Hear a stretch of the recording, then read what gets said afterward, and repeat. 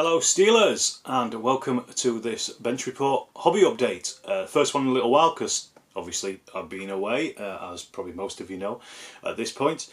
The first thing I'm going to do is just say I'm going to give a call to arms, and if you haven't subscribed to the channel, please do, because I was looking through my data the other day and I noticed that I think it's something like 84% of people who do watch my videos aren't actually subscribed. So if you're one of those, click the subscribe button down below. Not only does it help on my channel, but it means that you will get notified whenever I put up a new video. Because what I notice with YouTube is that if you watch somebody's channel, a couple of videos of somebody will recommend their videos to you, even if you're not subscribed to their channel or not. So you'll probably not be seeing the latest stuff that I'm posting. So it helps you out as well, and best of all, it's free. So I've done my call to arms. So there you go. That's the that's that bit over. That's a bit of advertising. As I say, I've been away in Austria for the last couple of weeks, and then I went to Bath for a conference for the end of last week as well. But I'm finally back. But I did manage to get a little bit of painting done just before I went to Austria, and also just after I've got back as well, in the couple of minutes I had to sit down. The first things was, I mentioned them in the last hobby report, which was the Churchills. I finished those off literally like the night before I went out to Austria, I think, so they were just done, squared away. The Crocodile has got the wrong turret, because I thought it was an earlier version. It's not, it's a later version. That it's the Mark 6, I think, just off the top of my head, and I just need to change that around. All I need to do is build a different turret and put that on, but as it stands, they are 99% done. I also got some of the combat zone scenery bunkers as well, which I wanted for the O group scenarios for the new 1944 handbook that came out recently. There's at least one bunker in there. They'll be very useful for other things as well. So I got those painted. I had a look around, and some of them were painted in camouflage colours at the time. It seemed to be a very local variant thing that went on, though there was no actual doctrine about what colours these bunkers should be painted. So I just did them in a pretty random slapdash colour. I'm quite happy with how they turned out. Pretty basic, but they're good. They're nice little plaster models, but they do need a little bit of work if you're going to buy some with resin tops as well. They do have a destroyed version as well, but they need a little bit of work just to smooth some of the plaster out, I've found. But they're very nice and relatively cheap. Took a little while to come through, but they still arrived in relatively good time. Also as well, since I've been back, I managed to get a ruined building painted from one of the 3D buildings that Paul Sabotage sent to me ages ago, you'll remember. Still working my way through the rest of those. Just did this small ruined building. First of all, just managed to get that finished off. It's been sat on the bench for a little while, and I'd just done the block colours, so I just thought, right, hit this and just get it done. I also started work on another ruined building as well, which you can see here. This has just been undercoated at this point, and also another terrace as well, which again I'm just currently in the throes of block colouring this at this point. I might get this finished this bank holiday weekend. I might not. I'm not going to push it. We'll see. It's done when it's done, is the bottom line. In other news, whilst I was away, and also just this week as well, I had quite a bit of post come through. The first thing was the latest edition of WSS magazine. You can see here it's Wargame Soldiers and Strategy magazine. This one is particularly about the French Guard, the Imperial Guard of Napoleon. But what took my eye in particular was there's a Strength and Honour article in here by Mark Backhouse, the writer of the rules, and that looks quite interesting. I'm going to be playing my first Strength and Honour game at the club on Thursday with Paul. He's offered me a game because he bought the rules, and he's also got loads of stuff printed and painted. But in the rest of the magazine, there is the Isolated at Bloody Gulch by Joe Bilton, a Chain of Command article or scenario for the 501st and 506th Parachute Infantry Regiment, sorry, 101st Airborne Division. This is Lieutenant Spears, or Lieutenant Spears should I say, 2nd Company D, 2nd Platoon D Company of the 506th Parachute Infantry Regiment, fighting at Bloody Gulch, as it was called. So that will be an interesting article. It looks like I've pretty much got everything I need for that, so I'm going to play that at some point and make it into a video as well for you. So look out for that at some point in the future. There's also a great terrain making article in there by Joe as well, which is well worth reading. Also, unbeknownst to me, or at least as a nice surprise when I got back as well, I got a copy of this, Burning Steel, the new Peter Hart's book. This is about tank regiments at war, 39-45. It is, let me just check, 100%. It's the 2nd Fife and Forfar Yeomanry in the Second World War, taking their personal recollections and spinning that into a narrative of the unit as it fought its way through the Second World War. He sent me this through. It's basically a review copy, so I will read it and I will review it. So again, look out for a review of that coming at some point. I'm still finishing off a couple of other books, so don't expect this to come out anytime soon, but I will try and get my way through it and at least read half of it and then give you what I think. I like Peter's books anyway. I've got quite a few of them on the First World War. His ones on air crew and air fighting in the First World War. So I'm expecting quite a lot of good things from this one as well, and I'm sure it will be a good one, and I'm sure a lot of people watching this will be interested in it anyway, so do check it out. Also, the guys over on the tabletop sent me a box set of this Murmansk Battle Fleet, which I think has just been released. I think it's probably released yesterday, 30th of April. And this is a large box set for Dystopia Wars.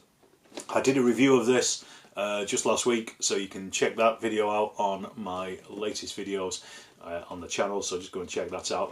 There's not much point saying much more about it because I spoke about it there and then, but very nice of them, very chuffed with that. Didn't expect that.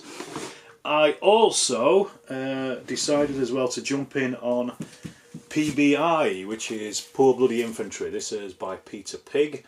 It's their set of company command rules, Second World War rules. I've had my eye on this for a long time. This is a 2015 version of it. I don't know how many previous editions there were of it, but this is the rules here, big thick tome, and also we've got the company architecture book as well. I thought I'll get both of them just because you kind of need. I've had a brief look at it, and so far it's very similar to Square Bashing, which is a game I like quite a lot. It's played on a grid.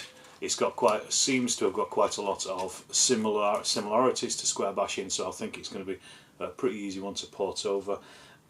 As with Peter Pigg rules, the rules are a little difficult to read, shall we say.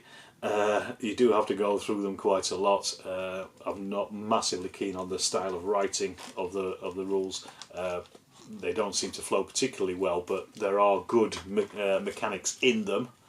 Which is the main thing, I guess, at the end of the day. But I will probably, once I've got through these rules, I will probably do another review on these as well at some point. So again, look out for that. That's something I will put together, and I will also try to play some games of it as well at some point in the future. Again, really just dependent on if I am able, when I get through them and when I'm able to, because I've pretty much got everything I would ever need for a game of that, really. I mentioned that I was away. Whilst I was away in Austria, we went up to Prague for a couple of days. It's only a 4-hour train journey away from Vienna, so we did that. About £30 return. I managed to pop out and have a look at some of the Operation Anthropoid memorials, where Reinhard Heydrich was assassinated by Czech SOE agents, or Czech agents who were trained by the SOE. They parachute them into Prague, and they went and took him out. And you can see I did a couple of videos, a couple of shorts on those. You'll see those on the rest of the channel. Go and check them out. I did those whilst I was there at the memorials and at the mural as well, and also went to the church as well, where the guys held out to the last, and took some photos of that. You'll see those on the community tab on the channel, so if you nip over to the channel itself, the actual Storm and Steam channel, and click on the community tab, you'll see those photos, and the videos are somewhere on the channel as well, so go and check those out. Next week we are on to Krakon, so then next Saturday, so that'll be down in Derby at Boards and Swords, I think the place is called. I'm going to be running a game of O Group. This is the convention run by the guys at the Plastic Crack podcast, and again, if you don't watch that, do tune in on a Monday night. It's well worth your time, I think. I'm going to be running a game of O Group set in the Malaya campaign. I've already got an idea. I think it's going to be Battle of Jitra. Dave Brown, who wrote O Group, has very kindly provided me with some Japanese Order of Battle. I don't know if they're a work in progress or if they're his finished ones. He did ask me for comments on them. I thought they look pretty good, to be perfectly honest. I'm not going to second guess the author of the rules. But he sent those through to me, so I'm going to use those. So that's a little bit of an exclusive scoop on actually using some of Dave Brown's Orders of Battle for the game itself. He also mentioned as well his son, I think he's called Chris, will be down at Krakon. So I'm looking forward to meeting him, and he said he'd be happy to help out as well on the game. I'm currently wondering what to do about the actual about filming the game itself as well at this point. I'm going to take my camera and equipment down with me just in case. I thought what I might do is, if we get a lull in the game, I might try and grab a couple of interviews with the guys from the Plastic Crack podcast if they'd be up for that, and also just film the other games as well as they're going on, and also obviously the game that I'm playing as well. The thing is, I'm just really conscious of players. I don't want to interrupt players playing their games, so I'll ask the guys that I'm playing the game with before I do anything, and see if they're happy for me to nip off for 10 minutes or so every so often and just get some. If we've got Chris helping us, then I think that will be perfectly reasonable, and I'll put that. If I do it, I will put it together as a show report. And as I say, it'd be nice to get some interviews from the guys from the PCP anyway, and just talk to them about the games they're putting on. I just talk to them in general about the Plastic Crack podcast and all other bits and pieces, and it'll be nice for people who haven't been to the show to see the kind of thing that went on. Okay, what I'm going to do now is again just point you in the direction of the Storm of Steel Facebook page and the group, and here's something I'm going to do as well. I'm going to try to do this going forward with these hobby reports. I'm just going to put up a selection of photographs that people have posted over the last week in the group itself. So just enjoy those. You'll see those over at the group anyway. But if you want to be featured in future bench reports, it depends on how many people post stuff. But I'll post some pictures up. So I'll quickly jump over to that now. With the accompanying music, and you can see some of those pictures, and I'll be back in a second.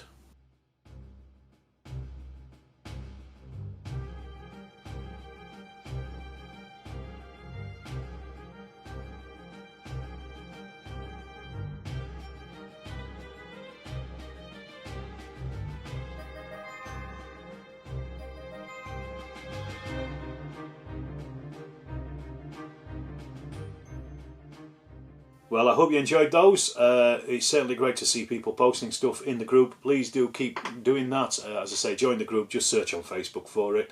I've still got Storm of Steel dice trays for sale, so drop me an email at stormofsteelwargaming@gmail.com if you're interested. And I can tell you the prices of those. Well, they're £10, but they'll have some postage on top as well. So just drop me a message and find out what the postage is. And I shall leave it there for another week. As I said, the next one I'm going to be doing these will be a post-CrackCon roundup, and I shall see you then in this video, and also check out for more videos coming later this week.